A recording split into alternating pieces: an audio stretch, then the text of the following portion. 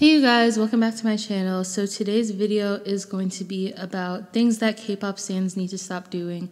And so a couple of disclaimers before we get into the video.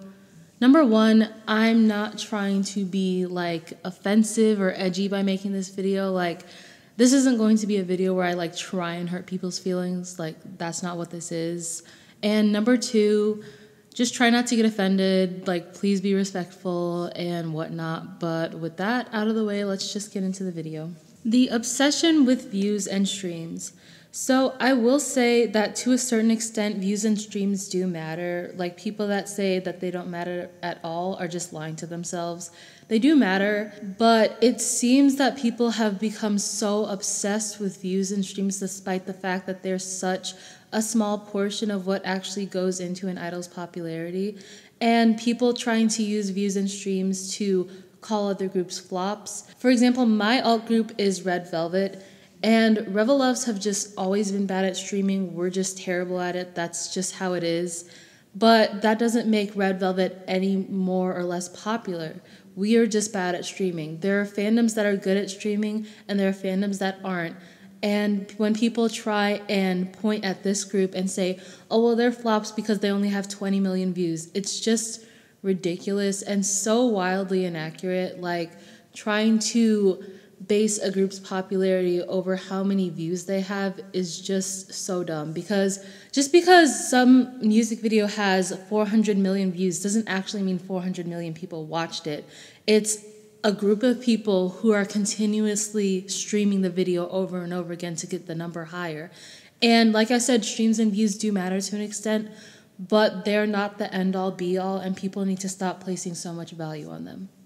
Number two, people assuming that K-pop is the only accurate depiction of Korean people / Korean culture.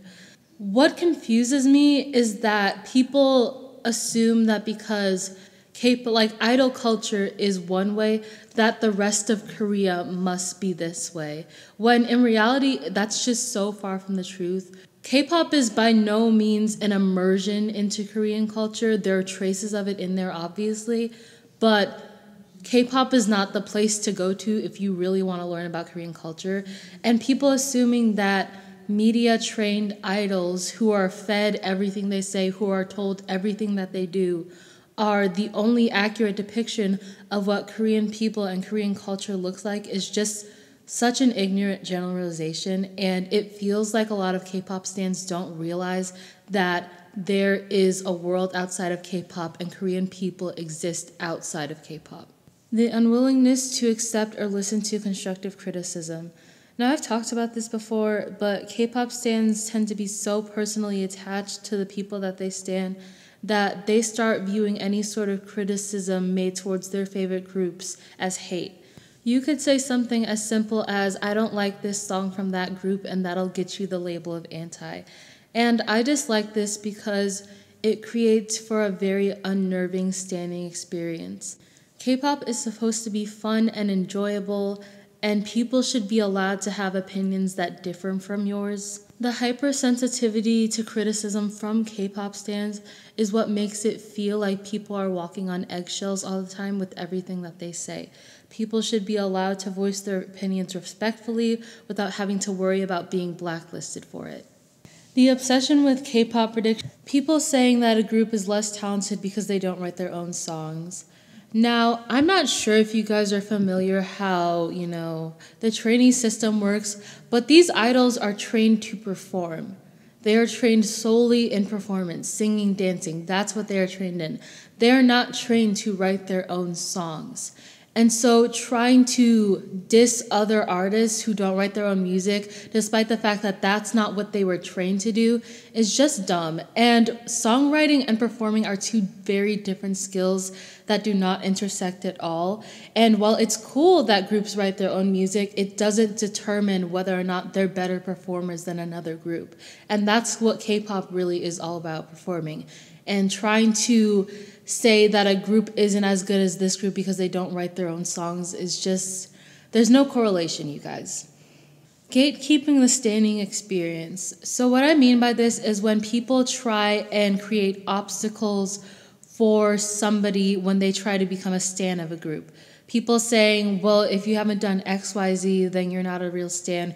Or if you haven't been here since this era, you're not a real stan. People should be allowed to stan whatever group they want without having to jump through all these obstacles in order to be considered a real fan of a group.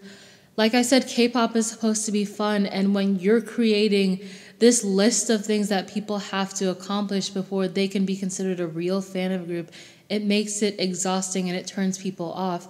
And what you should be doing is encouraging people to become stans, encouraging people to get into the group that you stan, and not creating a list of things that people have to do before they can become a true fan of said group. Offensive, unpopular K-pop opinions. I know a lot of people have talked about this, but I'm going to talk about it again just because we really need to kill off this trend. It's getting annoying and it needs to die.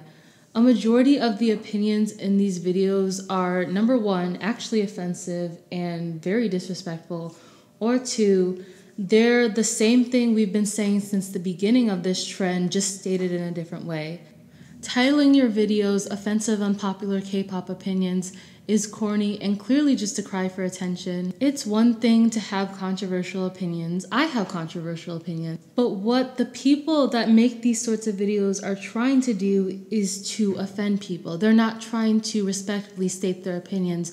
They're here to piss people off for no other reason than that they think it's cool or that they think it's edgy. And we as a fandom have to move on from this. Like I said earlier in the video, I know it can be tough to voice your opinions as a K-pop stan because people are so sensitive to criticism, but intentionally offending people is not the way to go. Like, we have to find a way to communicate with each other in a respectful manner, and this is not going to work if we're either screaming at each other for criticism or if we're intentionally trying to offend other people. So that's all for this video, you guys. I hope you enjoyed. Comment your opinions on this video down below. Leave some suggestions below for my next video. And I will see you guys in the next one. Bye. I love you.